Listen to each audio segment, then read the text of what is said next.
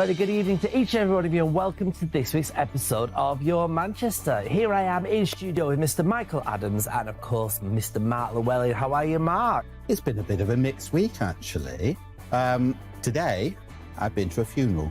Somebody who was a great friend, but also a bit of a legend. John Stevenson, who was head writer on Coronation Street for 30 years, got hundreds of episodes, lots of other series as well. And he invented some of the great comedy classics. He invented the character of Raquel Wollstonecraft, for one thing, and Sarah Lancashire was there today. And he also invented Hilda's Muriel. So a lovely, lovely man. And he had a very good farewell. Now, we've got a packed show for you tonight. Our Michael's been up to something. Let's find out what. Yeah, that's right. I've got two really exciting interviews coming up with Neighbours legends, Alan Fletcher and Georgie Stone. Don't go anywhere, that's coming up a little bit later in the programme. And this is how your show's looking.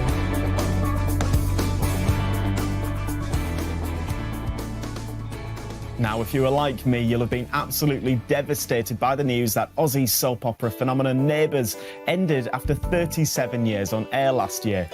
However, you may have also noticed that there's a huge marketing campaign around our region over the last week, celebrating the return of the brand new series to Amazon Freevee, with new episodes dropping each day at 7 a.m.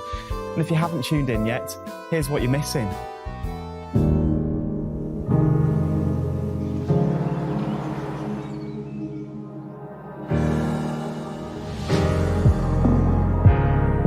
Gosh, lots happened in the last 2 years. All roads led back to Ramsey Street. I'm back! Some things never change. I do really want to know more about you. Sounds like a pretty close-knit neighbourhood. Hello, everyone. Yoo-hoo. Maybe the ad should have said overly friendly neighbour. You got our daughter involved in this? You just got to give it a go. Well, we found a date on the calendar and went for it. I want you to find out exactly what she's been doing since she's been here. Why does she not make her presence known? Because she is a spy. I'm worried about what I'll say. I'm worried that there'll be no coming back from it. She's one amazing woman.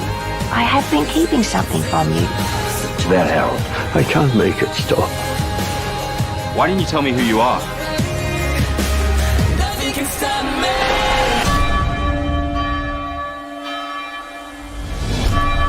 Not having second thoughts about today, are you?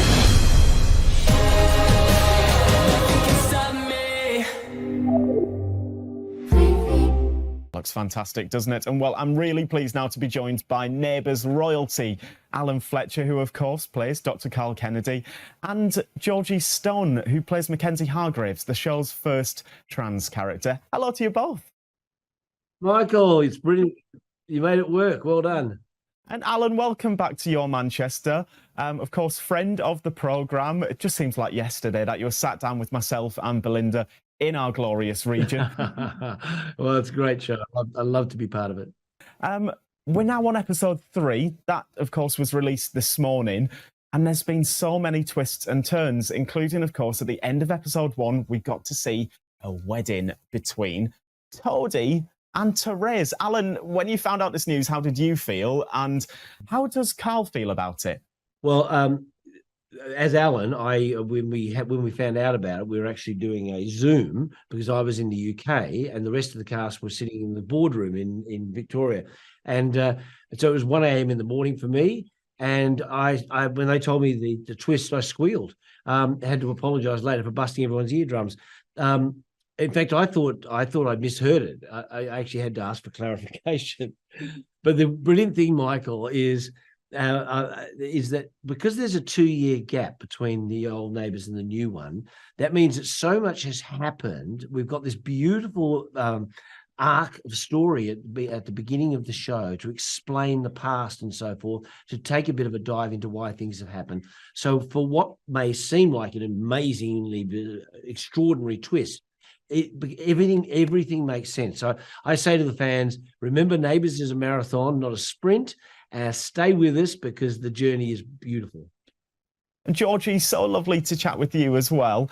The last time we saw Mackenzie, she, of course, was grieving her husband, Hendrix, who had passed away in the months leading up to the finale.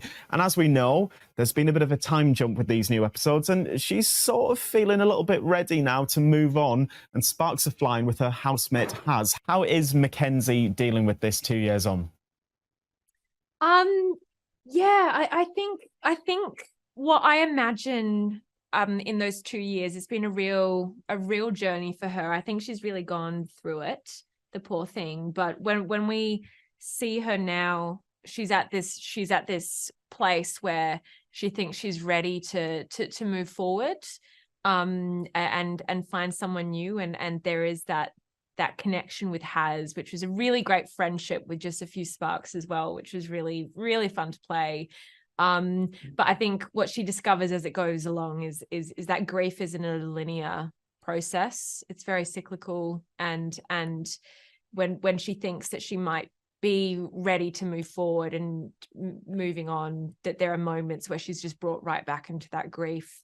So that has been really cool to play. I think it's a really great story, and I'm really excited for the fans to see Mackenzie, not overcome with grief for once. That's really cool, and hopefully we get a bit more of happy Mackenzie. And of course, we've seen as well that she's formed a little bit of a friendship with Sadie Rodwell, who, of course, she blamed for Hendrix's death. Yeah. I was really shocked when I found out about that. I couldn't see how that friendship could work because, last time we saw them together, Sadie indirectly killed Hendrix. You screamed at her in the street. Yeah, I screamed at her in the street. Yes. She gave me a letter apologizing, and I ripped it up. So yeah, and then that was never really resolved. So I was confused by it, but that they explained to me, just imagine, within those 2 years worth of Neighbours stories, so much can change. And that really helped me get my head around it. And then in filming those scenes with Emerald, it worked really well. That friendship worked really well. And we've been able to create something really fun and playful, along with Lucinda as well, who plays Holly. And the three of us, we've really hit it off on screen and off screen. And Alan, I've got to bring this up. Last time you chatted with myself and Belinda, which seems like an eternity ago, so much has happened since then. We asked you a question regarding the photograph of you in number 28 of you when you were younger with that beautiful tash. Yes. I have noticed it is back on set though, isn't it? The staging department are too clever for me, because I actually did grab it, Michael, at the end of Neighbours. I popped it under my jacket, took it home. It's back in my house. And when the Neighbours started up again, so I suppose you want my picture back. And they said, oh, no, don't worry, we've got a copy. And Georgie, lastly, I've just got to say, of course, this is your first promotional trip to the UK, which, of course, are the biggest consumers of Neighbours. How's it been for you to be in London, meeting all of these journalists and, of course, seeing the fan reaction? Oh, it's been so much fun. It's been so cool. And to do this with Alan and some of the other cast members, and just to be in London in the days leading up to the Neighbours release, it's so cool. There's this energy that's really electric and awesome. So it's just been a blast. It's been so cool. I feel so lucky. I feel lucky that they asked me as well. I was really surprised. Automatic choice. Well, it wouldn't have been the same without you both. Thanks very much for joining me today. Fabulous to see you, Michael. Guys. Michael. And don't forget, new episodes of Neighbours drop at 7 a.m. daily on Amazon Freevee. You don't want to miss it. And Mark, you've been out and about this week again, haven't you? I have. I've been walking along Peter Street in the city centre, where there are lots of good neighbours.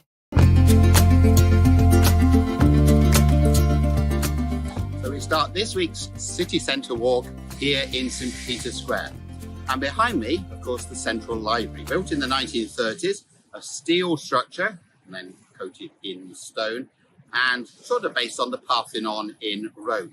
This whole square was originally designed to become like a city square with civic buildings. Wasn't quite finished in that way.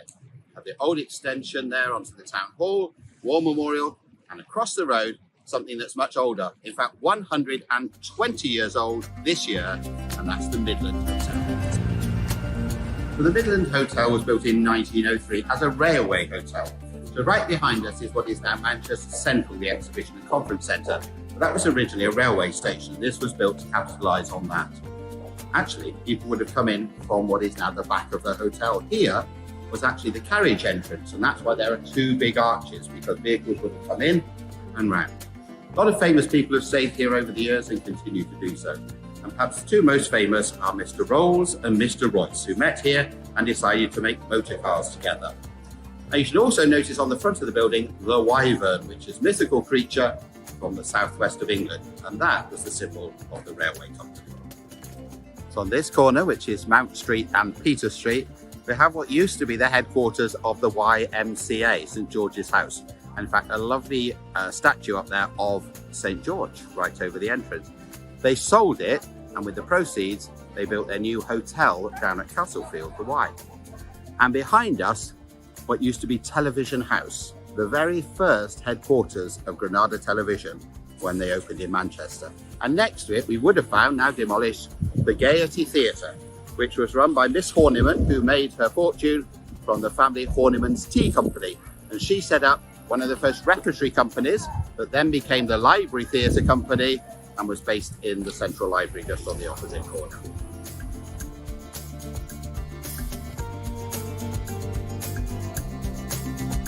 Next to St George's House is Museum Street, and this is where the very first Natural History Museum in Manchester stood.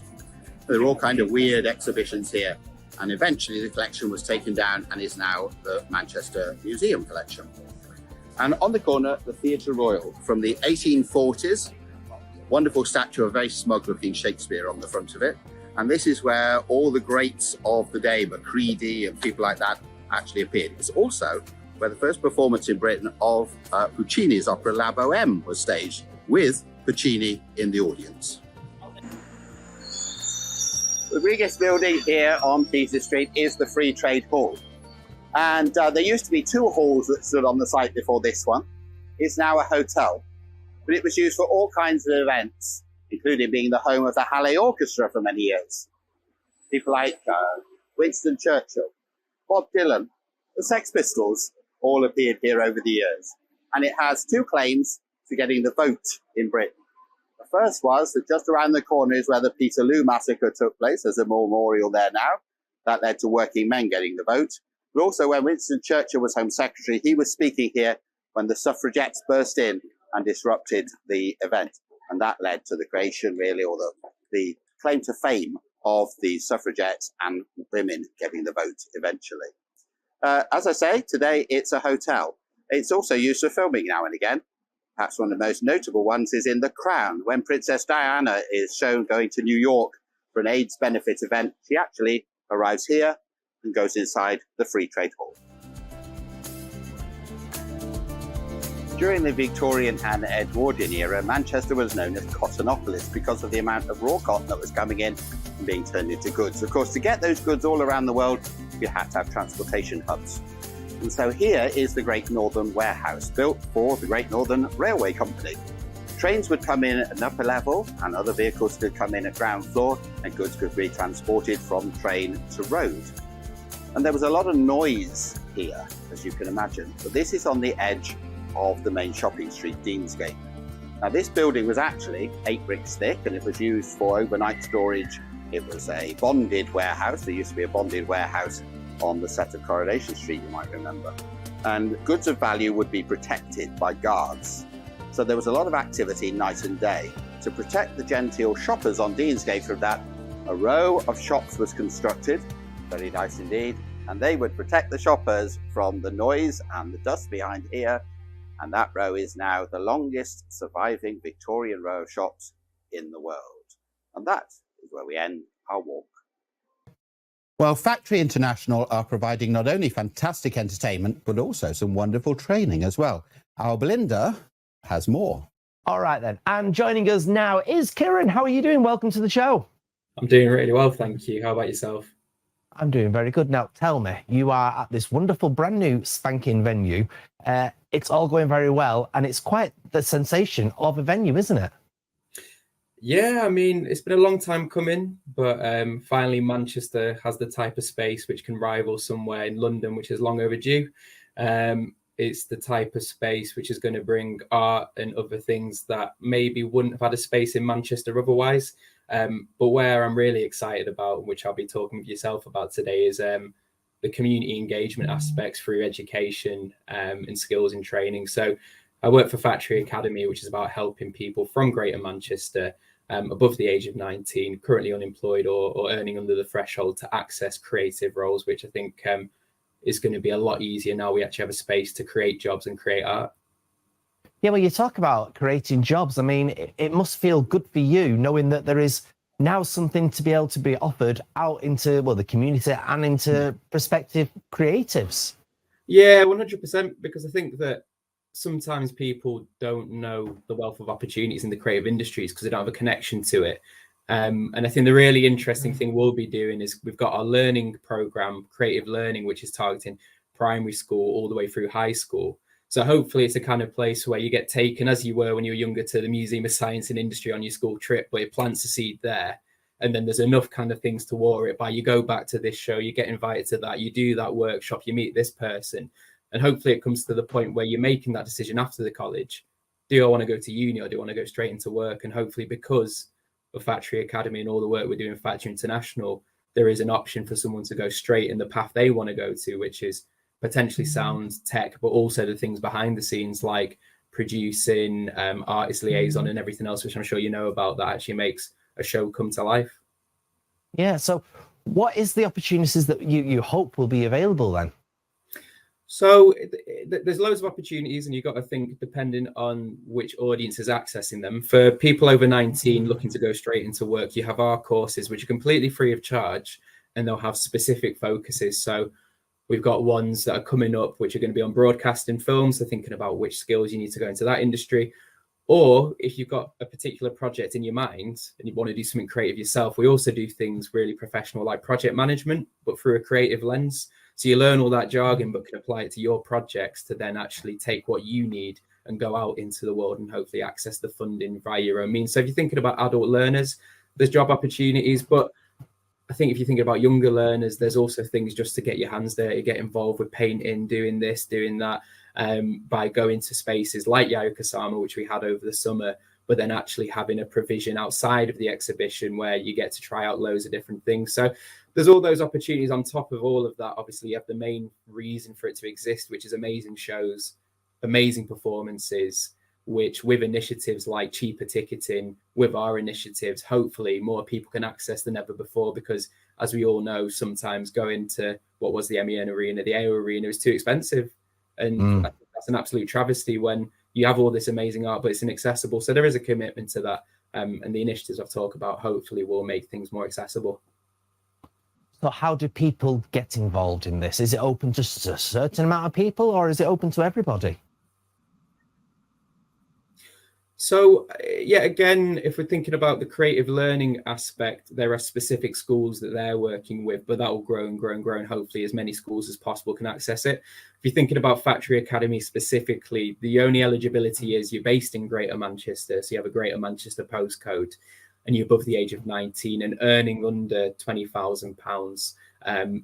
We do prioritise places on our course for people from underrepresented backgrounds, and that could be along a load of different lines, whether it's socioeconomic background, ethnicity, gender, etc. But they are still open to people who maybe aren't underrepresented but still need an opportunity. We'll prioritise our places, but what we do, which I think is different to other charities, is we don't have a singular focus. We're looking to try and get as many people from as many different backgrounds in Manchester into the creative industry. So they're as accessible as possible, and they're targeted for the people who need them most. And why is this so important to people within Greater Manchester? Because I think it's been a closed door till now. I think it's been one of those things where you don't actually know how to get involved. And I think before it's been like your next door neighbour just so happens to work on Antiques Roadshow or something like that, and then you get your foot in the door at work experience. You know what I mean? So I think it's because Manchester is a creative space, and we all kind of love that about it, whether you're early exposure of music or just being in areas like Northern Quarter where you see like the early sort of signs of creativity of Affleck's Palace and all the mosaics and everything that really captures your imagination. So I think as a place, it is very there for creative people, but I don't think it's been very clear how to get involved.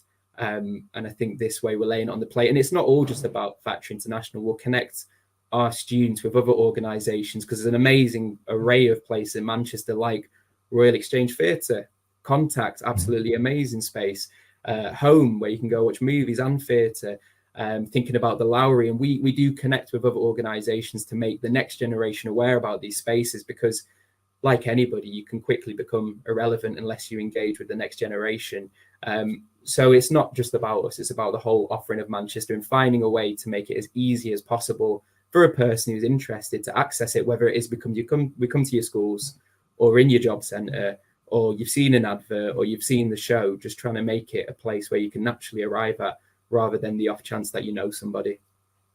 And finally, just before we let you go, when is this open to people, and how do people dip their toe into being part of this with you?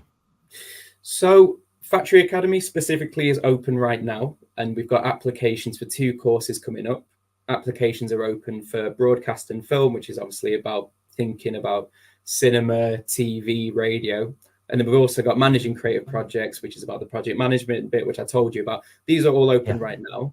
In terms of the space opening up, there's going to be a massive event called Free Your Mind, which is Danny Boyle and Boy Blue, who are a dance group from London, do amazing stuff. And they've reimagined the Matrix, but using the whole of the space and all the amazing things like the warehouse, like the theatre, and bringing it to life.